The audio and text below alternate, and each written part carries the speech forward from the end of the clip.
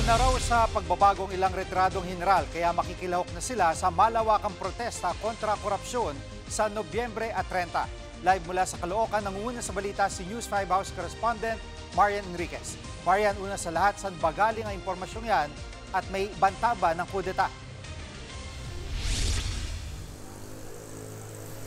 Jiggy, galing nga yung impormasyong yan kay House Senior Deputy Minority Leader at Caloocan Representative Edgar Erice. Nakipagpulong daw sa kanya itong mga retired general at sinabi nga nilang sasali raw sila sa mga kilos protesta kontra korupsyon sa November 30. Pero paglilinaw nila, Jiggy, hindi nila ipapanawagan ang pagbibitiw sa pwesto ni Pangulong Bongbong Marcos. Ang tanging nais lang daw talaga nila ay pagbabago at reforma, tulad ng pagpapasanga ng ilang batas gaya ng pagpapatibay sa Independent Commission for Infrastructure o ICI at pagbubuwag nga po sa mga political dynasty. Nais din nilang higpitan ng mga polisiya sa eleksyon, partikular na sa mga political parties at paggastos ng mga partido at kandidato. Kwento pa nga ni Erice ay nakausap daw nitong mga retired general na ito si Pangulong Marcos bago pa ang September 21 rally. Ipinost din ni Erice sa social media niya yung larawan ng meeting nila ng mga retiradong general. Narito ang pahayag ni Congressman Erice. General Senga, di ba, dating Chief of Staff. General Sarmiento, PNP, yung dating DICT. Eliseo Rio. Eliseo Rio. Colonel Santiago ba yun? Kasi naiinip nga sila doon sa resulta ng investigation. Kawawa ang bayan kung ang ipapanawagan ay BBM resign. Kasi ang mangyayari niya, magkakagulo lang lalo. Pag pumalit si Vice President Sara, kanya-kanyang ano na naman yan, paghihiganti. Di ba? At Marian, tila may impluwensya pa rin ang mga retiradong heneral sa hanay ng mga sundalo. May reaksyon bang AFP tungkol dito?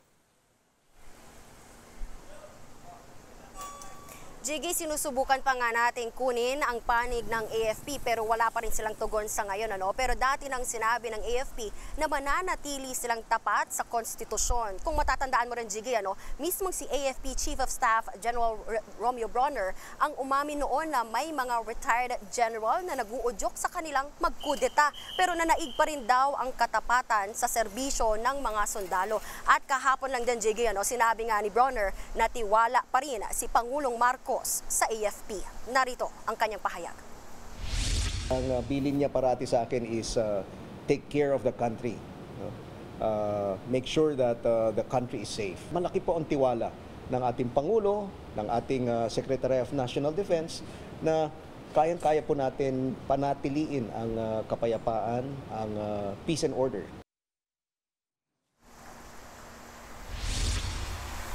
Samantala, Jiggy, nanawagan naman ang ilang mga kongresista sa publiko na lumahok sa November 30 rally at huwag tumigil sa pagkalampag sa gobyerno hanggang sa may mapanagot sa korupsyon. Pakinggan natin itong kanilang mga pahayag.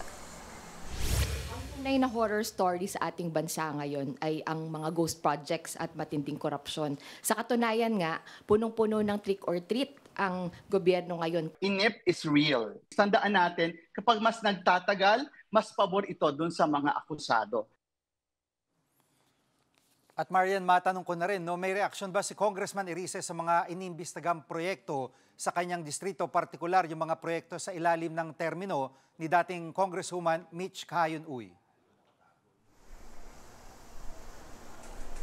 Jiggy, ipinakita nga ni Congressman Erice sa media yung mga nakatiwangwang na flood control projects sa kanilang distrito. Kabilang nga raw dyan yung hukay sa gitna ng kalsada sa D. Aquino Street. Ginawan nga yan ng box culvert kontra baha sa halaga umanong halos 100 million pesos. Pero hindi naman pala kailangan, lalo't hindi naman pala nagbabaha doon sa lugar. Ayon nga kay Erice, ay napakalaking akseraw nito sa pondo ng gobyerno. Samantala, ibinahagi nga rin ni Erice na may 5 proyekto pa yung mga diskaya sa kanilang distrito. Ipatitigil na raw niya yung kontrata at ipapa-rebid. Samantala, si dating Congresswoman Kahayon naman ay wala pa rin pong reaksyon sa mga oras na ito. Isa siya sa mga pinakakasuhan ng ICI dahil sa mga maanumalya umanong proyekto. Yan muna ang latest sa Kamara.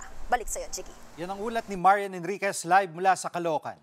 Mga kapatid, Jiggy Manikad po. Pagdating sa mahalagang balita sa loob at labas ng bansa, dapat una sa lahat, mag-follow at mag-subscribe na sa social media pages ng News 5.